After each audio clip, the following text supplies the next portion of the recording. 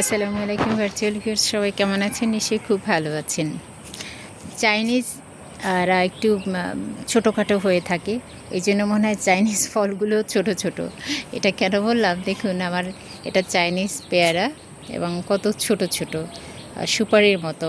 এটা খুব একটা বড় হয় না, আর একটু বড় হবে যখন এটা ম্যাচিউরড হবে তখন। আর এই গাছটা আমি মূলত 2 বছর আগে লাগিয়েছি, লোকাল একটা মার্কেট থেকে কিনেছি চাইনিজ পেয়ারাটা। তো আলহামদুলিল্লাহ ছোট্ট একটা গাছ ছিল। এই গাছটার গ্রোথ বেশ ভালো হয় এবং এটা প্রচুর খাবার শোষণ করে। আর সবচেয়ে মজার ব্যাপার হচ্ছে, আপনারা যদি ছাদে কোনো গাছ লাগান, আমি বলবো একটা চাইনিজ পেয়ারা গাছ লাগান। কারণ হচ্ছে সে 12 মাস আপনাকে ফল দিবে, নো ডাউট যে 12 মাস আপনাকে ফল দিবে। আমি পেয়ারা খেয়ে এটা শেষ করতে পারি না। আর পেয়ারাটা পেকে গেলে ভেতরটা, আমার এই পেয়ারাটা ভেতরটা একদম পিঙ্ক কালার হয়ে যায়, যেটা মাধবী পেয়ারা বলে, ওই টাইপের হয়। এবং ভীষণই এটার একটা স্মেল আছে এবং চমৎকার। এবং গাছটা কিন্তু শেপটাও অনেক সুন্দর আসে, ঠিক ঝোপালো একটা গাছ হয় যদি আমি একটু দূর থেকে নিই। দেখুন গাছটা চমৎকার একটা শেপ চলে আসছে। তো আমি এটাকে ছেটে দিই, মাঝে মধ্যেই ছেটে দিই, কারণ ছাদের গাছ তো খুব একটা বড় রাখা যায় না, তাই না? আবার লাগিয়েছি এরকম একটা ড্রামে। অবশ্য ড্রাম আমার চেঞ্জ করতে হয়েছে, এখন মনে হচ্ছে এটাকে আরও বড় ড্রামে দিতে হবে, কারণ এটার যেহেতু গাছ যত বেশি বড় হবে তাকে আরেকটু বড় ড্রামে দিতে হবে। এর কারণ হচ্ছে তখন সে ফল বেশি দেবে, তার খাবারের বেশি প্রয়োজন হবে, তার শিকড় বেশি হবে, এই কারণে দিতে হয়। আর পেয়ারার উপকারিতা তো, এটাকে তো সুপার ফুড বলা হয়। ফলের মধ্যে কিন্তু প্রচুর পরিমাণে পুষ্টিগুণ থাকে অন্যান্য ফলের তুলনায়। সুতরাং আমরা খুব রিচ ফলের দিকে না গিয়ে আমরা যদি পেয়ারা নিজেরা খেতে পারি, এবং বাজারের যে পেয়ারাগুলো আমি কিনি মাঝে মধ্যে, এখন আর কিনি না, ওইটাতে হয় কি একদম পানসে লাগে। মিষ্টি পেয়ারা বাজার থেকে কিনে আমি খুব কম পেয়েছি, বলে খুবই মিষ্টি কিন্তু আসলে পানসে লাগে। আর ওগুলোতে প্রতিদিন স্প্রে করে, কিন্তু আমি আমার এখানে কোনো কিছু স্প্রে করি না। পাখিতে খায়, পোকারা খায়, আমি খাই, আমার মা খান, আর পরিবারের সদস্য যারা আছে তারা মোটামুটি সবাই এটা পছন্দ করে এবং খায়। তো চাইলে আপনি কিন্তু এরকম একটা গাছ লাগাতেই পারেন। আর এই গাছটা আমি কিনেছি 150 টাকা দিয়ে। মিডিয়া হিসেবে আমি সবসময় যেটা বলি, গাছ লাগানোর জন্য মিডিয়াটা খুব জরুরি। আমি এখানে দিয়েছি গোবর, হচ্ছে সবচেয়ে ভালো। গোবর দিয়েছি, ছাই দিয়েছি, কিছু মাটি দিয়েছি, কিছু বালি দিয়েছি।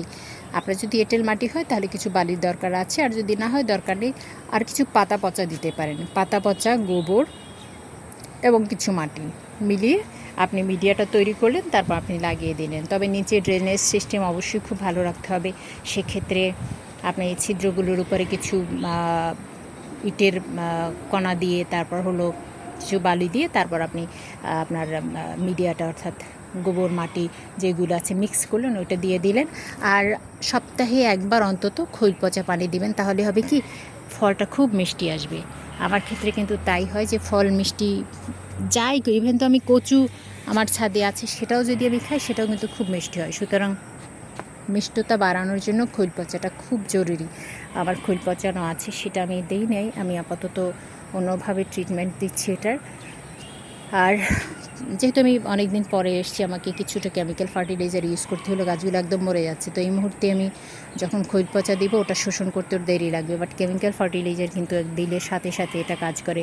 তার প্রমাণও আমি এটা পেয়েছি। গতকালই আমি সকালবেলা দিয়েছি, গাছগুলো আজকে বেশ তরতাজা হয়ে গেছে। সেটাই বলি, যদি কোনো গাছ একদম বেশি দুর্বল হয়ে পড়ে, তবে রুট নষ্ট হয়ে গেলে কিন্তু সেখানে আপনার কেমিক্যাল ফার্টিলাইজার দিলে গাছটা আরও মরে যাবে। রুট যদি ভালো থাকে, বাট গাছটি যদি দুর্বল হয়ে যায়, তো সামটাইমস আপনি কেমিক্যাল ফার্টিলাইজার ইউজ করতে পারেন। আমি দিয়েছি টিএসপি, পটাশ এবং হচ্ছে ইউরিয়া।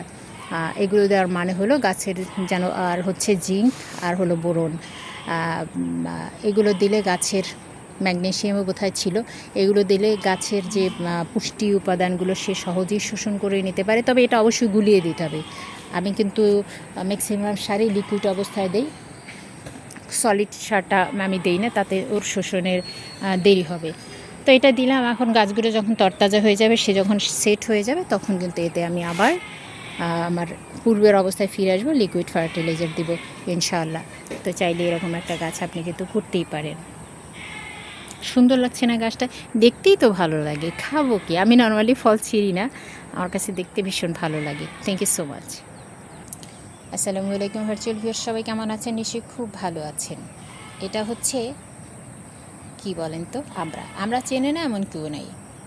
দক্ষিণ অঞ্চলে আপনি যখন যাবেন তখন প্রচুর আমড়া গাছ দেখতে পাবেন মেইন রোডের দুই পাশে।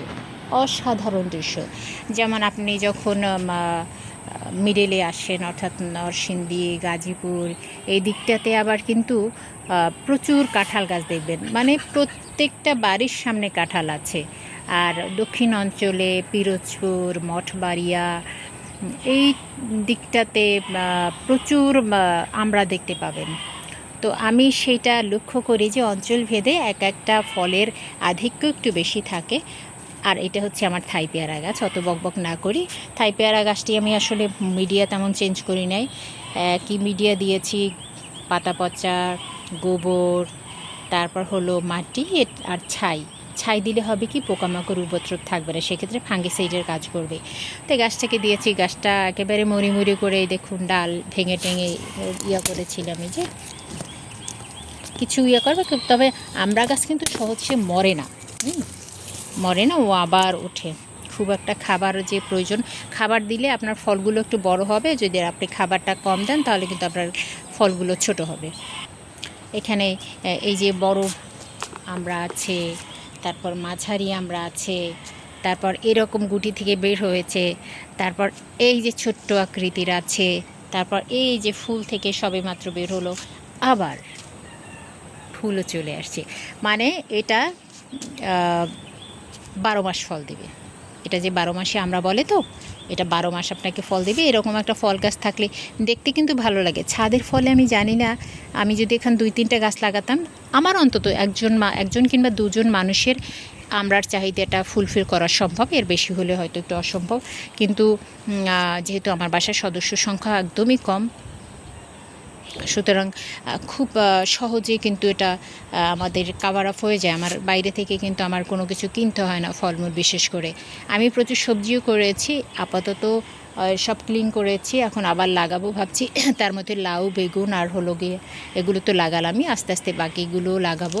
তো আপনারা কিন্তু ছাদ খালি না রেখে, অনেকে আছে ছাদে ঘুরে নেওয়া করেন, কিন্তু ছাদে যদি একটু গাছ থাকে তখন কিন্তু আপনার সৌন্দর্যটা আরও বেড়ে যাবে ছাদের। তখন আপনার বাইরে যেতে ইচ্ছে করবে না। আমি কিন্তু বাইরে কোথাও যাই না। আমার গেটে যে তালা পড়ে, জাস্ট আমার যখন খুব প্রয়োজনীয় কিছু লাগে বাজার টাজার করার জন্য, যেগুলো আমি উৎপাদন করতে পারি না, তখন আমি বাজারে যাই।